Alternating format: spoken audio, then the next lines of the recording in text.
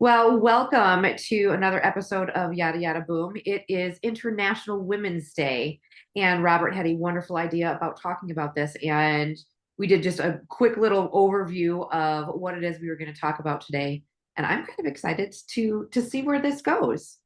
Great. So, Robert, tell us why you decided to choose this kind of as a topic today. Well, I follow a lot of people on LinkedIn and people that aren't, not in my normal business network necessarily. Some are, but I try to follow people in the vein of diversity, equity, inclusion, social justice, other things. And it brings me a lot of inspiration, but I felt paralyzed this morning. I was like, what can I say that people haven't said already? But I've been reading some really interesting posts, some insightful posts, but I've also been seeing things that are really, really performative. When you reminded me that we had a podcast scheduled because I was lost in my day at work, I thought, what could we talk about? Why not focus the entire session on International Women's Day, recorded on International Women's Day? So that's what I wanted to go into. And you, I was mentioning to you, probably didn't know before, I started something on LinkedIn. I think it's about 2 years ago, called the Glass Ceiling Project. It's a Yeah, I private remember you group. talking about it. Okay. Hmm. So it's a private group. And I started it because I wanted other men to kind of learn from my experience how I've been working to be a better ally in the moment. Uh, During COVID, I kind of realized that you couldn't get in front of people and you couldn't necessarily, in the moment have the same effect. So I thought about a LinkedIn page, a group in this case, that would help me share my experiences. What I try to do is I try to answer this, what I consider an existential question. How can men do better? I was in a conference, a high level executive from within the industry was asked, what do men need to do, when he was on a panel about women and diversity. And he said, men need to do better. And I challenged myself. What does better look like? What can I do? And I realized that I had pretty much I had been on the sidelines like a cheerleader, right? Um, you go girls, I want to see you crack through that glass ceiling. But thought as a man, I didn't really have much say, right? I didn't have a voice. But it became clear to me that there should be people on the other side of the glass ceiling trying to shatter that ceiling as well. I And love that my that. voice as a man is needed. And so I started trying to be more proactive as we came out of COVID. When I'm in a meeting, if I hear something that's sometimes very innocent, I'll try to stop the meeting and shut it down or redirect. And first I try to call in.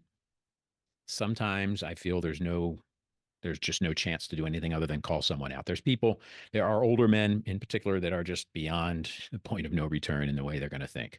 So it's it's interesting because when I've done this, Kate, I have had a number of men privately message me and say, thank you for doing that. Thank you for bringing that Yes. up. But they don't do it themselves.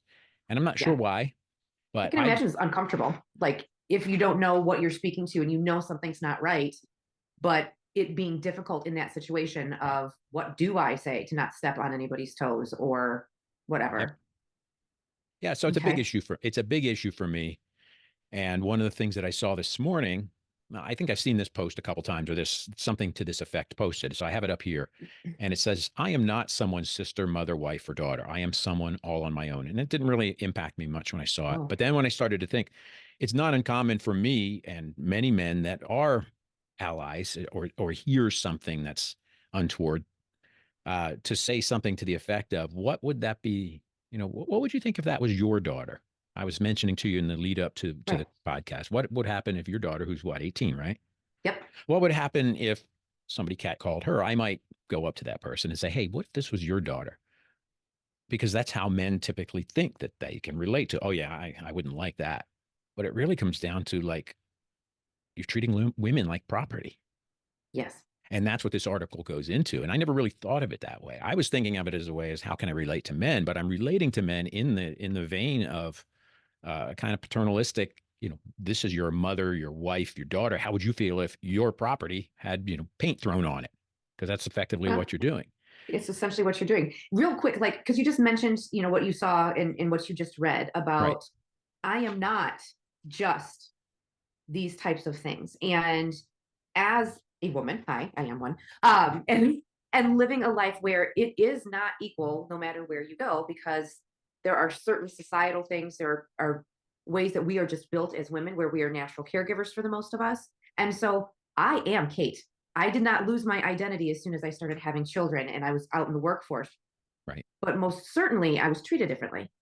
So going into an industry where almost all of the management, all of the upper ups were older men. And as I raised ranks in that company, here I am, a woman, and I literally was talked down to. Right. And it was very uncomfortable. And I didn't have an ally, and I didn't have somebody sticking up for me. And then I was treated poorly when voicing my opinion. Like, what would she know? She's Right. young and she's a woman. And it was awful. It was I awful. believe But it. I'm Yeah. kind of strong, so I kept talking. But Yeah. I think people don't know you that well yet. They will from following this podcast, but you're stronger than most. And I joke around and call Kate extra Kate. you did. Um, but You did today. yes, but I think not only are women often trying to fit into that box that industry and society places them in, men often don't know how to step outside their comfort zone when something, raises the hair on the back of their neck and they don't know how to say something. They don't know if it's appropriate, when to interject, how to say it. Right. My challenge is usually I am really kind of quick tongued and sharp tongued. So my challenge is not automatically going for something snarky and biting and confrontational. And I know that that will not necessarily uh, convert people to a different way of thinking. So I try to learn more about calling in. But over the years, I've recognized some of the things that just differentiate men from women. For instance, I used to run, and I would run pretty much anywhere. And I remember people thought I was crazy for running the streets of Shanghai or Hong Kong, for instance. But I never once felt insecure. But I've had women when I'm traveling that were on my team or when I worked with Amphenol, there was a woman with another division who asked if I'd go out running with her because she didn't feel safe. I never Right. felt unsafe because of my sex. I've never had that problem. And I Yeah. know That's something we deal I've with driven my every car day. past a woman. I've driven past my car past women running and they have headphones in. And I'm like, boy, if I was a woman, I would never wear headphones because I don't wear headphones anyway, but I would not trust that Right. some guy's not stalking me. And Yeah. these are things that men sometimes just, it's just not top of mind for men. So what kind of things have you gone through? Oh We've my talked about gosh. the So fat much. shaming and things like that in the previous episodes, but just as a woman, Yeah. Well, just as a woman not being seen as an equal, and it's right? very apparent. So that's really hard in a business world. As far as like feeling safe or the things that women do to safeguard themselves, especially like my father was a police officer. So I was taught from a very, very young age. As soon as I started driving, and if I was driving at night, I had to have a baseball cap in my car. A baseball Because he cap. didn't want a hat, So a you look baseball like a hat. boy? So I looked like a boy. Oh Yeah. wow. I didn't Um, know that trick. Yep. So that was something that I had to have a hat in my car because if I was driving at night, he wanted me to put the hat on. Also, of course, driving around in certain neighborhoods, you just essentially you bulk up. You don't want to look meek and demure. He taught me how to punch from a very young age and what areas to punch in. Right. Great, great dad. Okay. Really preparing me for things that I didn't understand when I was younger. So I'm very thankful that I had that. Um, but there are things like I don't like just walking into a room to meet somebody, especially if it's at night or someplace where there's going to be a lot of different people because I am alone and walking into a room, you catch attention. Right. Um, and that it's not the most comfortable thing. It's very difficult for a man to understand, oh, just meet me, wherever. And it's like, oh, will you meet me outside? Will you meet Right. me at my car?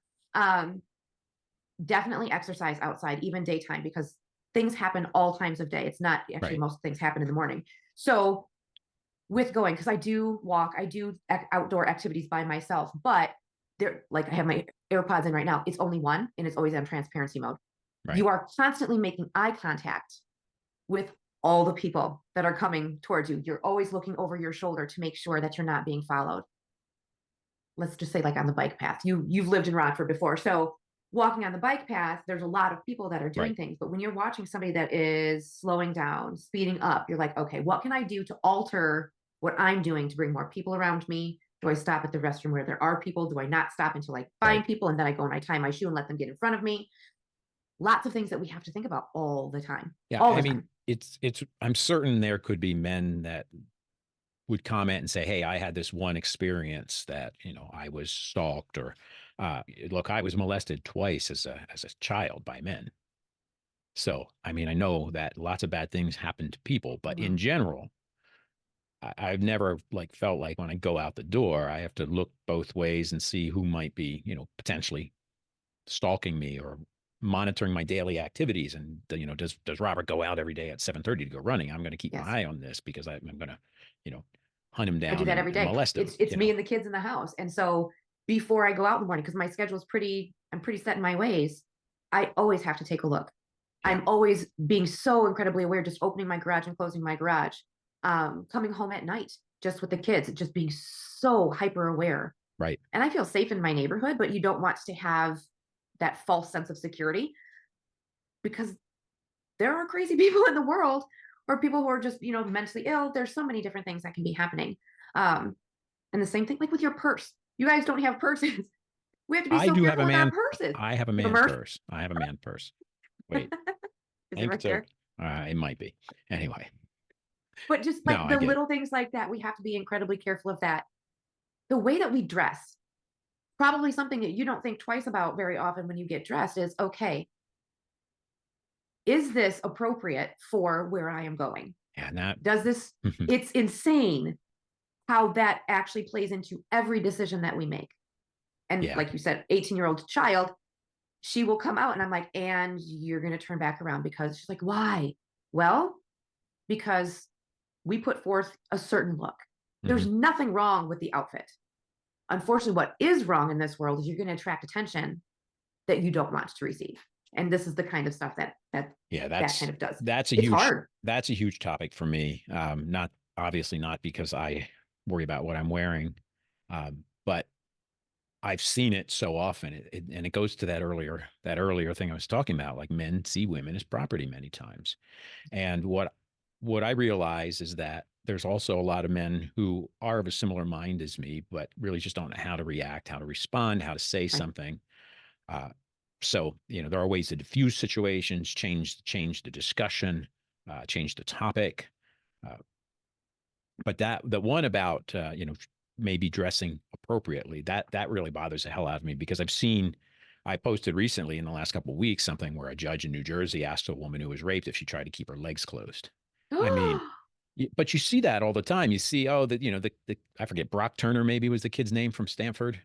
A little waspy, little spoiled brat who raped a girl. I probably drugged her, I think. And he's a good kid from a good family. You're going into not only male patriarchy, but you're going into other fabrics of All kinds of society things. that have Yeah. all kinds of privilege.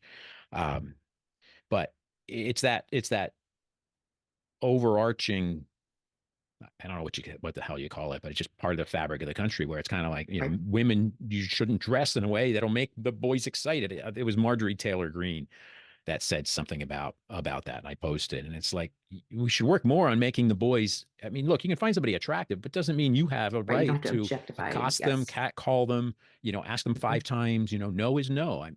The boys need to be raised this way. Yes. And it really infuriates me. And something I want to do, Kate, I want to do some sort of like a TikTok or a video.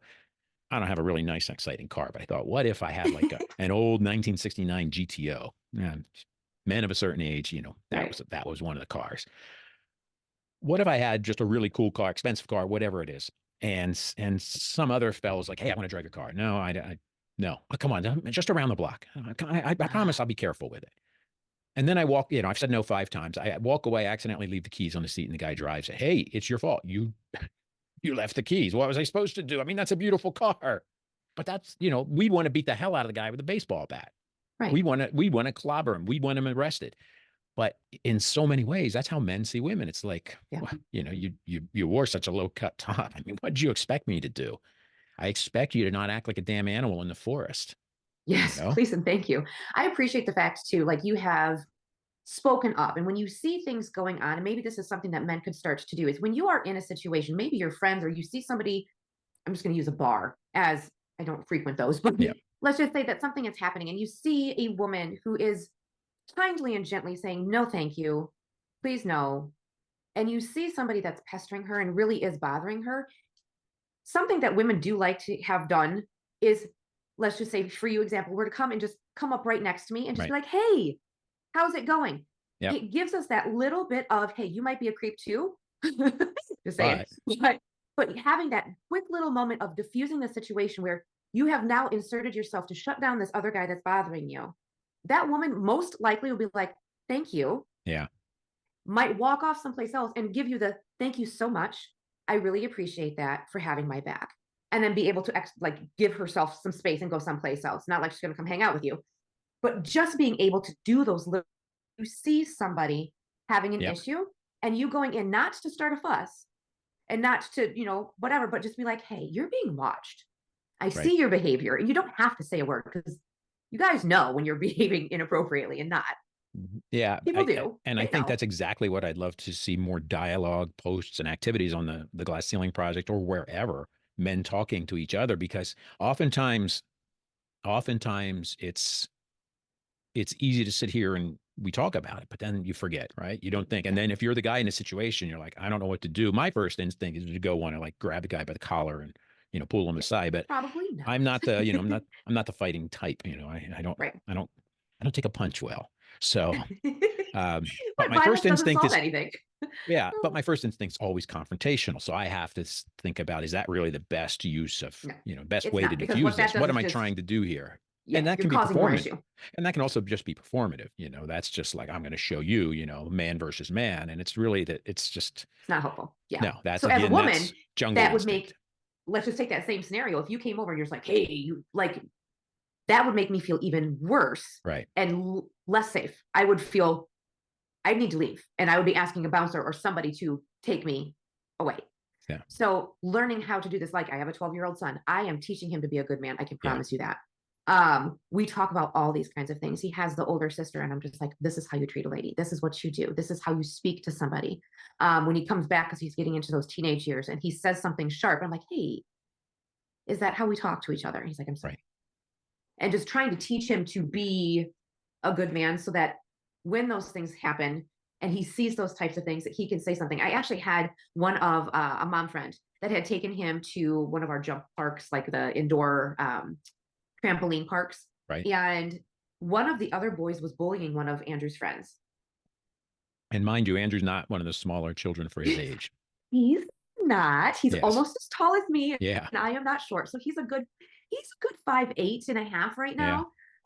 He's gonna pass me up here probably this year. He's got a couple inches to go. Yeah. But so he's not a small person, but he doesn't use his size as force. He uses his size as, hey, don't mess with me, but let me use my words to kind of diffuse the situation. So one of the boys was actually getting picked on and picked on and picked on. And Right. Andrew is the most anti-bully kid ever. Right. And so he walked up to the kid. He's like, hey, that was incredibly rude.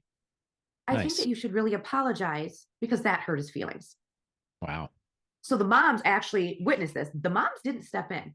Yeah. Andrew stepped in and he's like, hey, I'm not putting up with this. And so later that evening, she called me. She's like, I just want to let you know what a good kid that you have, because this is what happened. This is what he did. And I was just so incredibly proud, just as a Right. mom and Yeah, you should watching be. your child do that. But knowing that raising a man that's going to be able to use his words rather than his fists, it's a big deal. It's a Yeah. big deal. And to make people feel comfortable around him and just, anyway, so that was a quick Yeah, little that's offshoot story there. I was assuming where you were going with it, that you would be sharing that Andrew didn't use his physical size Does not use his to physical cool the size. situation. No. It got me thinking, and we call this yada yada boom partly because we don't prepare. We don't have a script. Nope. I mean, I have one website up to remind me of a couple things there that I'd read in honor of International Women's Day. But many years ago, before I met Amma, I was dating somebody else, and we went to another couple's house. I think it was right around, Thanksgiving. So it was a holiday, and we went there, and she told me that the fellow, she doesn't like him very much. He's pretty aggressive and so forth, and she thinks he's, abusive to her friend. And we were having dinner, watching a movie, I don't know, playing games. Honestly can't remember any of it, but I do remember the end. He was, you could tell he was aggressive and, confident and so forth, but I can play that. I can talk sports when I need to, but it just went haywire, just out of nowhere. He said something to the woman. I don't remember her name. His name is Jerry. That's all I remember. And she said something, he said something. I can't remember, but all of a sudden he threw a full glass of wine into the sink, from about 5 feet away, a glass, Oh, threw it into the sink. Of course, it's shattered, shatters. exploded glass and wine all over the place. And he said, this is, I'm sick of you and your effing Jewish friends. Oh, So he was off to the races. Now he's one of these no neck guys, 5 foot big eight, boy. 210 pounds, um, and I intervened, but my first thought is confrontation. I knew that was not going to work Right? for Not very going to simple diffuse. reasons. First, we already have somebody really agitated. So I guess I've been on this path for a while, but I was able to diffuse the situation. I pulled him aside and, we talked. The women went into another room. We eventually left. And the woman I was dating then, Amy, she was crying on the way back because she knew that her friend wouldn't leave this fellow. And she says, I'm afraid we're going to get her killed because he's now going to be even more upset. I said, I don't know what else to do, but at least in the moment we were able to keep her safe. But it was so Right. sickening. It Yeah. was just so sickening. So I'd been on this path, but not really well equipped. But I knew even in that situation, I would get my ass beat. There's no two ways about it. But I was not going to sit back and watch him, after an aggressive move and screaming, go any further. I was going to do Right. whatever I could. And thankfully, I was able to do that. But, in a business environment, you don't see that. You don't go into Right. meetings and people are throwing laptops at each Right. other or anything. But, you do hear snarky things. You hear, many times you just hear things like I experienced this in the company I work, and they know this story. So, and it's not a bad story, but it's very common for somebody to say, and these are not people who speak English first. So, in speaking English, to say, well, the man goes out and gets the order, and then the woman enters the order. And I say, stop, time out. Ugh. Why is it always the man getting the order? Why is it always the woman doing all the work, the clerical work? Well, it's just words. I said, no, it isn't. Sylvie's one of our best salespeople, and Wilfred's one of our best customer service people. So how does it land on their ears? But you say that in front of people, and it's kind of like, God, what a buzzkill he is. He's so politically correct. I'm not trying to be PC and I'm not trying to bring attention to myself. It just literally, I work really hard to try to hear how other people will hear it, whether they're a Right. woman, whether they're a person of color, a black person. And I'm learning more and more about how to step in on people that have different gender identity. We talked about that on the still Right. not released episode 3. Um, but it's it's interesting because I was on a conference call this week where I spoke up on behalf of a woman that we were nominating a number of people to join this committee, and I spoke up and said, "Hey, don't we want to at least stop and look at we have a very qualified woman, and all the other people are qualified too, but we have a very qualified woman, and we've got 8 men and 2 women. Now we'll have 12 men and 2 women. We have a chance to put a woman here." And everybody stopped and they kind of know it's coming from me. Usually they know Yeah. I'm gonna find I'm gonna bring a different angle, but at least one of them private messaged me and said, thank you for bringing that up. But it isn't first thought for these people. And Right. I'm not knocking them. I'm not saying they're bad guys, but that's what I'm trying to get men to think about. Think about the fact that where you walk around, you're the default. You always feel safe. You always feel represented. Your people, your tribe are almost Right. always around you. And women don't have that benefit. Correct. It's very true. And I don't want to take away from because qualified is qualified. And so Of you don't want course. to just be like, oh, we don't want to put somebody in there just because they are a woman or just because they are a person of color. We want them qualified. But when Right. you're in that nomination type of a background, your first thought is people like you, people Yeah. that you connect with, people that you think are going to be the best. When qualification is qualification, take if you could get rid of any like seeing the person or whatever else and just look at their qualifications to be able to make the best decision that way. But anyway, One so of many the layers. I told you I cheated and put a website up that had some Yeah. things. I think it was 37 things women do that men don't typically do. And Ooh, let's go through some of unlucky those. number 13. Unfortunately, I have a friend who experienced this, and it was, well, I mean, I wanted to fly to where she lives and go find the guy and beat him with a metal baseball bat. But it says here, keeping your drink covered with your hand and getting your Yeah. friend to watch it if you need to go to the bathroom at a bar so that it doesn't get spiked. This person went out with a fellow that seemed on all accounts, really great, and they were rafting going down a river, and he spiked something, like a Gatorade or something with a roofie. And she thought she was going to die that day. I mean, Yeah. this doesn't happen to men typically, and men need to be a hell of a lot more aware of uh, Yeah.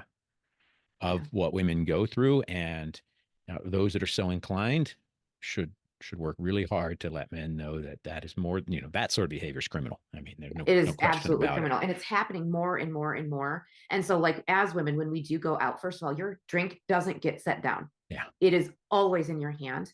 When you do go to the bathroom, if you're not with your girlfriends, you take it with you. Yeah. And there Yeah. are so many different, like, college campuses and things like that where it's happening all the time. And And you so they have have different. Go ahead. you have Olivia going to college this year, right? I have Olivia going So to I'm college sure in the that fall. And that's so it's just topical, going to be unfortunately. downtown Chicago, and it's a frightening, frightening world. But I can't, keep her under my wing. She's got to learn how to do these types of things. But on college campuses, and while going out with your girlfriends, they actually have new things that they put in place where they have hair ties now that turn into a cup cover. Okay. And so if you take it out of your hair and you can put it over top of your cup. And Yeah. so it's less likely that somebody can just slip something in. So there's different things that these kids are trying to come up with to be ingenious. But the fact is, people are doing it. They're getting their hands on these drugs. They're taking advantage of just people, whether Right. it be women, men, whomever. But what is wrong with our society? Yeah. Oh Yeah. gosh. So, part of today is to honor International Women's Day. And Yes. I was honored several years ago by Women in Electronics to be able to be a mentor to women. So I've now been part of the mentoring process 4 times. And what it's done for me, well, sometimes I feel like I don't know how I'm helping these women, but they always say that I am, but Good. the imposter syndrome pops up. But Right. what I'm getting at is that I feel like I get more than they do. I certainly get a lot more out of doing it just because it forces me to think differently and to prepare for a mentoring call.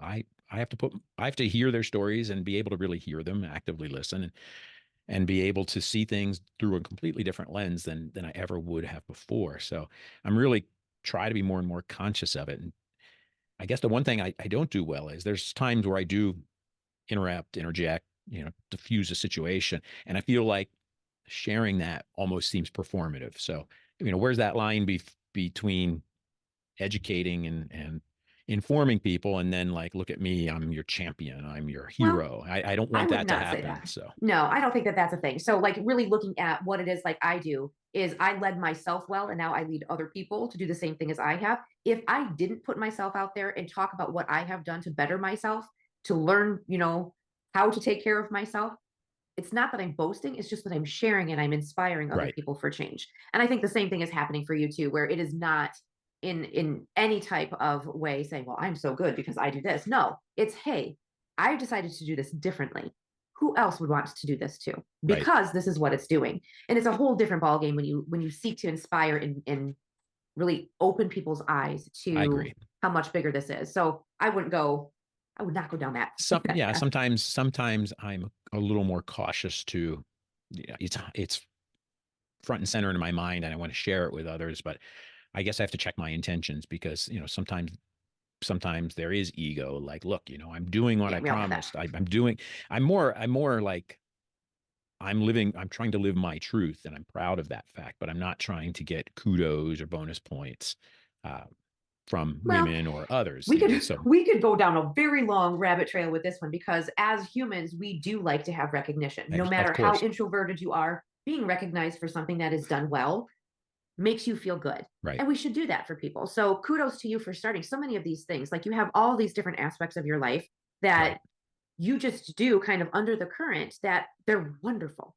And I wish more people would know about them. But as we talk and as we do this, maybe they will have more of an enlightenment to other ways of thinking, Yeah, which and is the whole point of this. yeah, that's exactly why the group, the Glass Ceiling Project exists. And if I could just get more and more people to comment and not make it just me and sometimes Amma posting content, that'd be great. But I think, you probably have to get to 1,000 people or something like that till it really has critical mass.